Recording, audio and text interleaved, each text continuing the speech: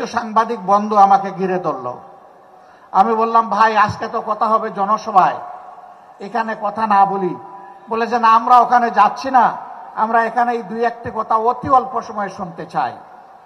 এর মধ্যেই প্রথম প্রশ্ন, বর্তমান পরিবেশে আপনি কি মনে করেন সুষ্ঠু নির্বাচন সম্ভব? আমি বললাম, আমি কি বলবো, পাটগ্রাম তো আপনাদের একেবারে কাছে। পাটগ্রামে কি হচ্ছে কি হয়েছে আপনারা দেখতে পাচ্ছেন।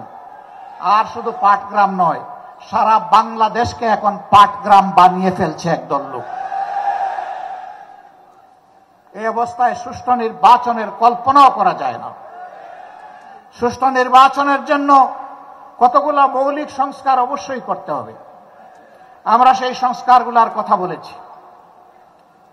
আমরা ওই সংস্কারও আদায় করে ছাড়ব এবং সুষ্ঠু নির্বাচনও আমরা ইনশাআল্লাহ আদায় করে ছাড়ব।